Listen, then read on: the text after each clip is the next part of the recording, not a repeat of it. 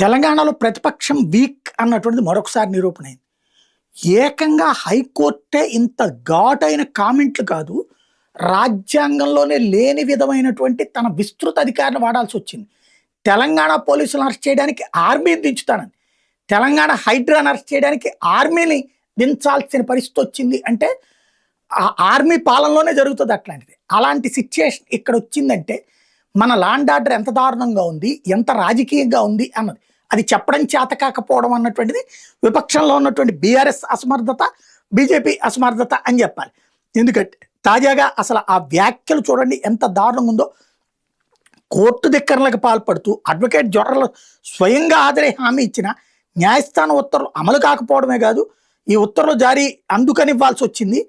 ఇలాంటి విషయాల్లో సైన్యం జోక్యం చేసుకోకూడదన్న స్పృహ మా కోర్టుకు ఉంది, కానీ రాష్ట్ర ప్రభుత్వ యంత్రాంగం మీద విశ్వాసం సన్నగిలింది, అందుకే మేము ఇట్లా స్పందించాల్సి వచ్చింది. బయట ఏం జరుగుతుందో సచివాలయంలో కూర్చున్న వాళ్ళకి తెలియాల్సిన అవసరం ఉంది, అంటే ముఖ్యమంత్రికి తెలియాల్సిన అవసరం ఉంది. అసలు ముఖ్యమంత్రి ప్రోత్సహిస్తుంటే ఇంకెక్కడ ఉంటుంది? కోర్టు ఉత్తర్వుల అమలు నిమిత్తం న్యాయపాలనలో భాగంగా ఆర్మీని రంగంలోకి దింపాలంటూ హైకోర్టు గురువారం సంచలన ఉత్తర్వులు జారీ చేసిన సందర్భంగా చేసినటువంటి వ్యాఖ్యలు ఇది.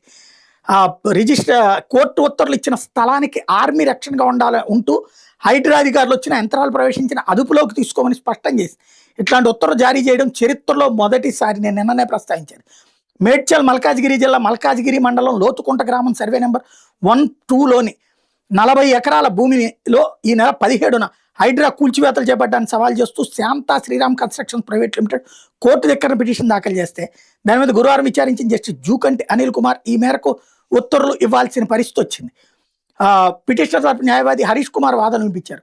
కోర్టు ఆదేశాల మేరకు నెల 20 న్యాయస్థానానికి హాజరైన హైడ్రా కమిషనర్ ఏవీ రంగనాథ్ పిటిషనర్ స్థలంలోకి వెళ్ళబోమని హామీ ఇచ్చిన దానికి కట్టుబడి లేరు.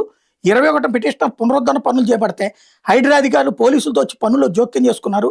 అప్పీల్ చేయబోతున్నామని ఎట్లాంటి పనులు చేపట్టరాదని పోలీసులు హైడ్రా అధికారులు పిటిషనర్ సిబ్బంది హెచ్చరించారు. ఫోటోల్ని అవి చూపించారు కోర్టుకి. వాదనమైన న్యాయమూర్తి హైడ్రా అధికారులు తీరు మీద ఆగ్రహం వ్యక్తం చేశారు. ఇంత క్రితం ఏజీ హామీతో ఊరుకున్నాం, మళ్ళీ అలానే వ్యవహరిస్తే హైడ్రా అధికారులకు బ్యారక్కుల్లో ఉంచాలని ఆదేశించగలం.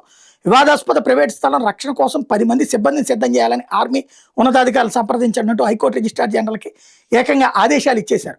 ఆ స్థలంలోకి హైడ్రా సిబ్బందితో సహా ఎవరొచ్చినా ఆర్మీ సిబ్బంది అదుపులో తీసుకుని బ్యారక్కి తరలించాలి, వాహనాలు కూడా సీజ్ చేయాలంటూ వ్యాఖ్యానించారు. దేశంలో అదనపు అడ్వకేట్ జనరల్ మహమ్మద్ ఇమ్రాన్ ఖాన్ చివరిగా ఒక్క అవకాశం ఇవ్వాలని, ఆ స్థలంలో జోక్యం చేసుకోలేదని చెప్పారు.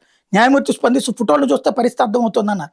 కోర్టు ఉత్తర్వులు పదే ఉల్లంఘిస్తూనే ఉన్నారు, వాటి అమలుకే ఆర్మీని రంగంలోకి దింపుతున్నాం. ఈ ఉత్తర్వుల కాపీని కేంద్రాన్ని కూడా పంపించంటూ రిజిస్ట్రీని ఆదేశించారు. అయితే తర్వాత అడ్వకేట్ జనరల్ హాజరై పిటిషనర్ భూమిలోకి హైడ్రా అధికారులు వెళ్ళలేదని, వెళ్ళబోరని ఈ మేరకు అఫిడవిట్ దాఖలు చేస్తామని చెప్పడంతో న్యాయమూర్తి ఉత్తర్వుల అమలుకు శుక్రవారానికి వాయిదా వేసిన పరిస్థితి.